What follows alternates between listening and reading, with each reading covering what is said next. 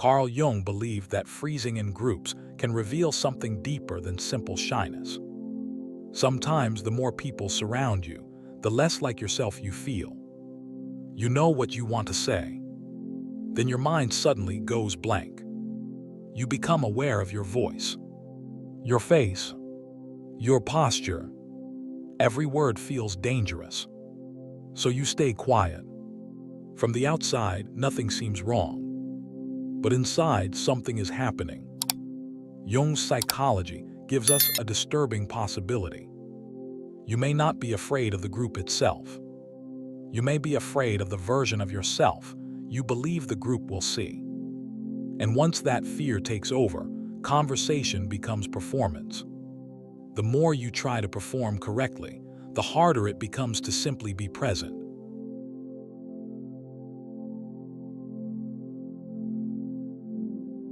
Carl Jung used the term persona to describe the social face a person presents to the world. The word originally referred to the mask worn by actors. Jung used the image to describe something psychologically important. We all develop ways of appearing to others. You may become confident at work, polite around strangers, funny around friends, serious around authority figures. These different expressions are not necessarily fake. They are part of adaptation. A healthy persona helps you function in society. The problem begins when you become too identified with it. You no longer simply use a social role. You start believing that the role is who you are. This matters when you enter a group. The moment several people are watching, your persona can become highly active. You may unconsciously begin asking questions. How should I behave? What should I say? Do I look awkward? Do they think I am boring? Should I speak now? Should I wait? The conversation has barely started, yet your attention has already moved away from the conversation. It has turned toward yourself. You are no longer simply participating. You are managing an image. This is where freezing can begin. The mind becomes divided. One part wants to speak. Another part watches the speaker. One part wants to laugh. Another part asks whether the laugh sounded strange. One part wants to contribute. Another part evaluates whether the contribution will be accepted. The more intensely you monitor yourself, the less spontaneous you become.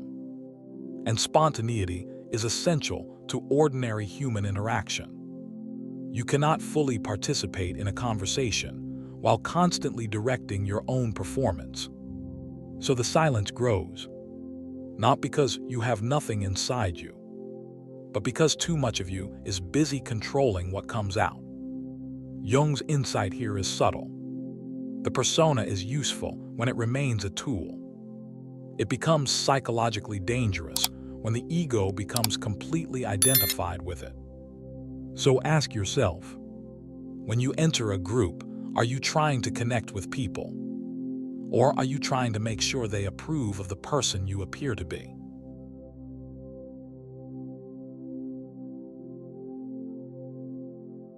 Jung placed the ego at the center of conscious awareness. It gives us a sense of continuity. It helps us experience ourselves as a distinct person.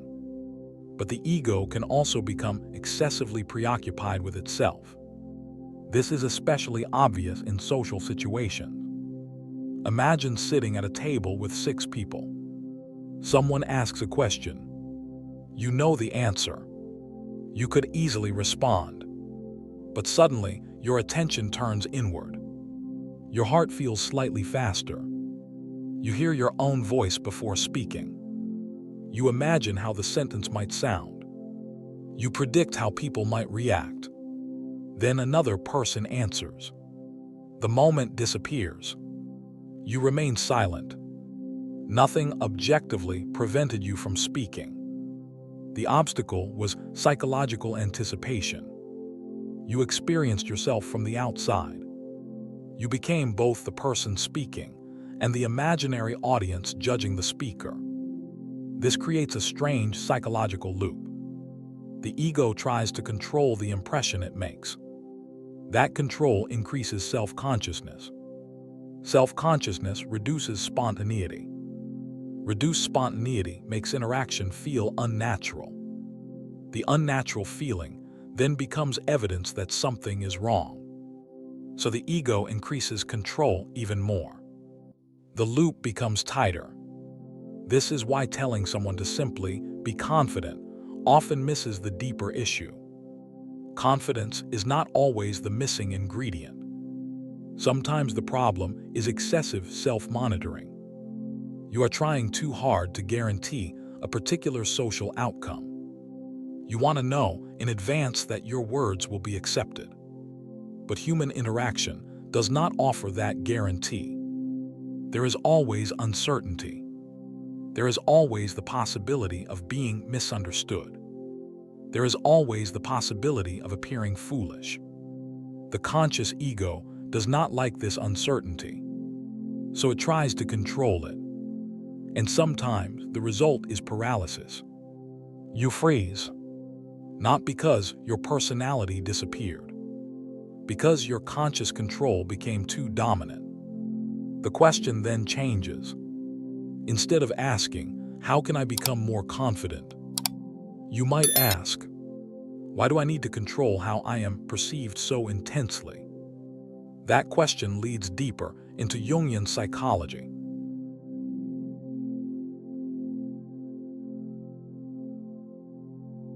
Jung's concept of the shadow takes us into darker territory. The shadow refers broadly to aspects of the personality that the conscious ego does not fully recognize or accept. These can include qualities that a person considers unacceptable: anger, weakness, neediness, envy, aggression, insecurity, even the desire to be admired. The shadow is not simply evil. It contains aspects of ourselves that have been pushed outside our preferred self-image. And groups can activate these hidden tensions.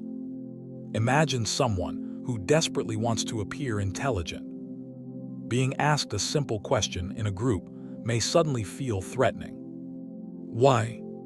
Because the question itself is not dangerous.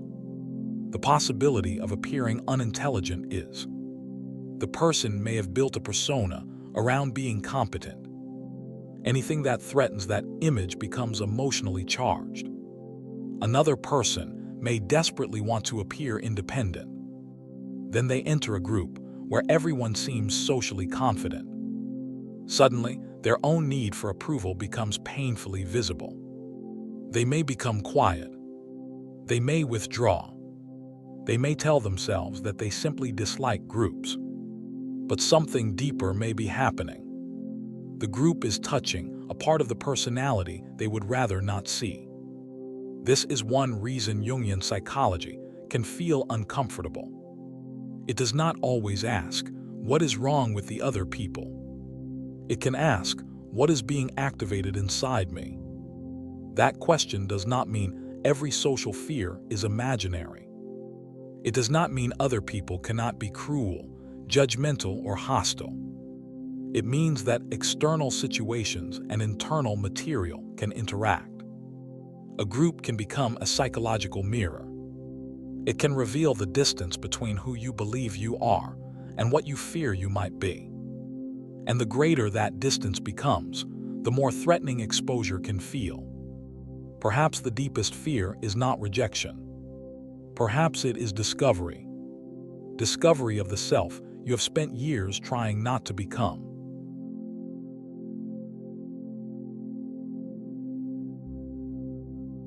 Jung's concept of projection adds another layer. Projection occurs when psychological material that belongs to oneself is experienced as though it belongs to someone else. This does not mean that every perception of another person is projection. That would be an absurd oversimplification. But projection can influence how we interpret social situations. Consider someone who believes everyone in the room is judging them. Maybe some people are. Maybe nobody is. The important question is different. How much judgment is coming from the outside? And how much is already operating inside? A person who is extremely critical of themselves may expect the same criticism from everyone else. Their inner voice becomes an invisible audience. They walk into a room carrying a judge inside their own mind. Then every silence feels significant. Every glance becomes evidence. Every laugh becomes suspicious. Someone looks away. They think I am boring. Someone checks their phone. They are not interested in me. The mind begins filling gaps with interpretations. The group has become a screen onto which inner fears are projected. This is where Jung's psychology becomes especially relevant. The external world does not always create the psychological drama. Sometimes it provides the stage.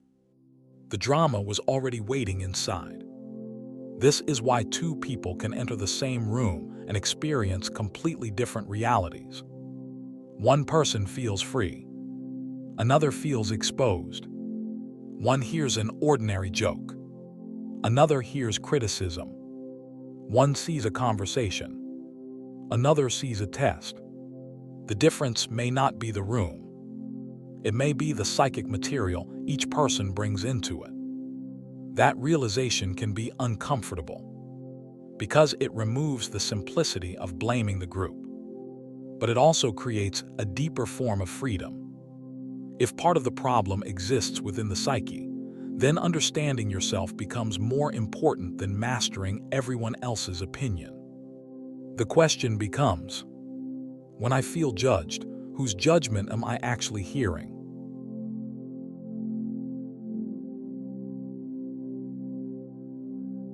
There is another reason groups can feel psychologically powerful. A group changes the experience of individuality. Jung was deeply interested in the relationship between the individual psyche and collective psychological forces. He did not believe that human beings exist only as isolated, rational minds. We are shaped by culture, symbols, social expectations, inherited patterns. The expectations of the people around us can become psychologically powerful. In a group, these pressures can become more visible. You notice what is considered normal. You notice who seems confident. You notice who gets attention. You notice what kinds of opinions receive approval. Without consciously deciding to do so, you begin comparing yourself with the group. And comparison changes your relationship with yourself. You stop asking, "What do I think?" You start asking, "What should I think here?" That small change matters. Because individuality requires some capacity to remain connected to your own experience. If you constantly adjust yourself to the psychological atmosphere around you, your own position becomes harder to feel. You become socially responsive, but internally uncertain. This can produce the strange experience of feeling smaller in a crowd. You are physically surrounded by people, yet psychologically, you feel less substantial. Jung's idea of individuation offers an important counterpoint. Individuation is the development toward a more complete relationship with the total personality. It is not about becoming selfish. It is not about rejecting society. It is about becoming less divided within yourself. That distinction matters. The goal is not to become the loudest person in the room. It is not to dominate conversations. It is not to perform confidence. It is to become less dependent on a perfectly controlled persona. When you no longer need every person in the room to confirm your identity, the room loses some of its power over you. You can speak or remain silent. You can be impressive or ordinary. You can be misunderstood and still remain yourself.